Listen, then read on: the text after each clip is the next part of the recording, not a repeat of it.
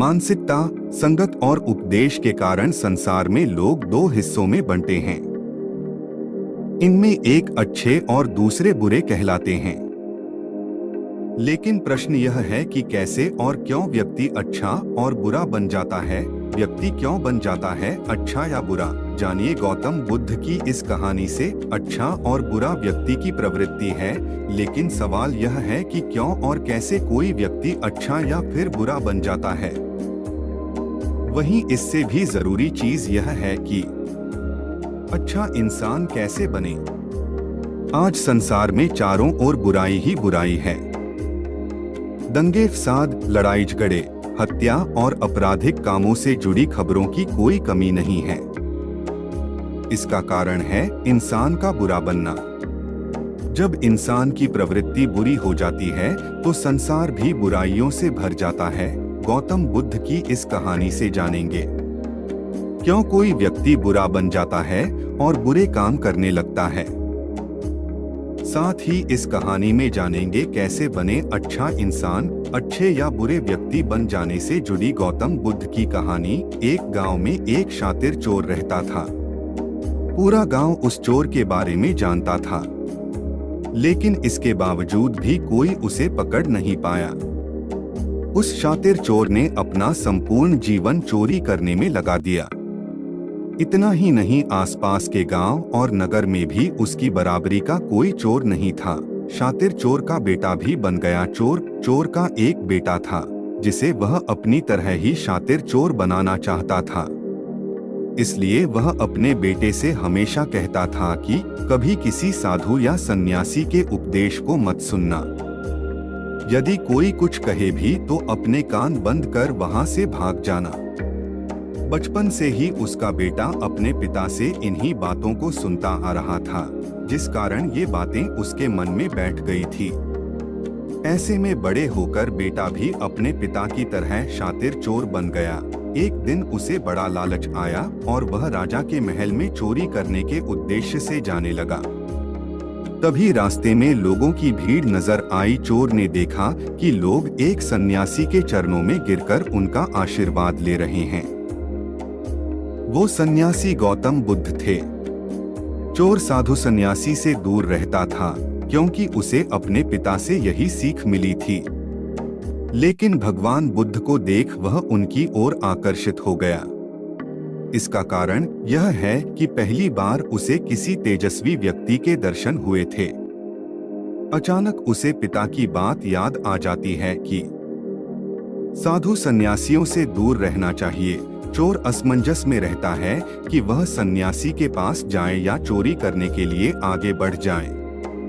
एकाएक उसके मन में यह प्रश्न आता है कि आखिर पिताजी क्यों साधु संतों से दूर रहने को कहते थे। इसका उत्तर जानने के लिए चोर भी लोगों के बीच बैठ जाता है और भगवान बुद्ध के उपदेश सुनने लगता है। बुद्ध लोगों को झूठ बोलने की व्यर्थता और विश्वासघात के बारे में बताते हैं। उपदेश समाप्त होने के बाद सभी लोग अपने घर लौट जाते हैं और चोर भी चोरी करने के लिए महल की तरफ निकल जाता है।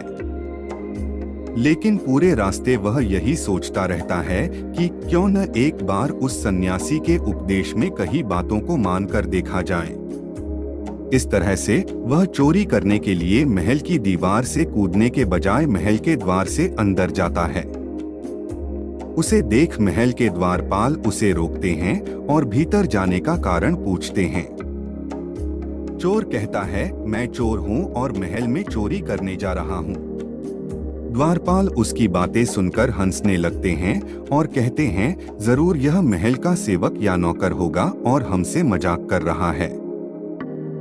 यह सोचकर वे उसे महल के अंदर जाने दे देते हैं। जिसका नमक खाया उसके साथ विश्वासघात नहीं करना चाहिए। महल जाने के बाद चोर खजाना रखे तिजोरी के पास पहुंच जाता है और तिजोरी को तोड़कर धन और आभूषण को पोटली में भरकर भागने लगता है। तभी उसकी नजर महल के रसोई पर पड़ती है। रात होने के कारण सभी सो रहे होते हैं और रसोई में कोई नहीं रहता है। चोर को जोर की भूख लगी थी, इसीलिए वह रसोई में जाकर पेट भर खाना खा लेता है। इसके बाद चोर वहां से जाने लगता है। तभी उसे बुद्ध के उपदेश में सुनी दूसरी बात याद आती है कि जिसका नमक खाया है उसके साथ कभी भी विश्वासघात नहीं करना चाहिए। चोर सोचता है, मैंने इस महल का नमक खाया है, ऐसे में इनका धन चोरी कर मैं इनके साथ विश्वासघात करूंगा। इसीलिए चोर चुराए हुए धन को रसोई में ही छोड़कर जाने लगता है। महल के एक व्यक्ति की नजर चोर पर पड़ जाती है और वह शोर मचा देता है, जिससे महल के लोग चोर को पकड़ लेते हैं और राजा के पास ले जाते हैं। राजा चोर से पूछता है कि जब तुमने चोरी कर ली थी तो फिर इसे छोड़कर क्यों जा रहे थे? चोर कहता है, एक सन्यासी के उपदेश के कारण संगत और उपदेश से होता है व्यक्ति के व्यक्तित्व का निर्माण। चोर की बात से राजा प्रभावित होते हैं और उससे कहते हैं, अगर तुमने ऐसे उपदेश बचपन से ही सुने होते तो तुम कभी चोर बनते ही नहीं। इतना कहकर राजा ने उसे कोई सजा नहीं और छोड़ दिया। लेकिन राजा ने उससे कहा कि एक बात याद रखना, सही संगत और सही उपदेश से ही व्यक्ति अच्छा इंसान बनता है। बचपन से ही गलत संगत और गलत उपदेश मिलने के कारण वह बुरा व्यक्ति बन जाता है। संगत और उपदेश व्यक्ति का जीवन बदल देते हैं।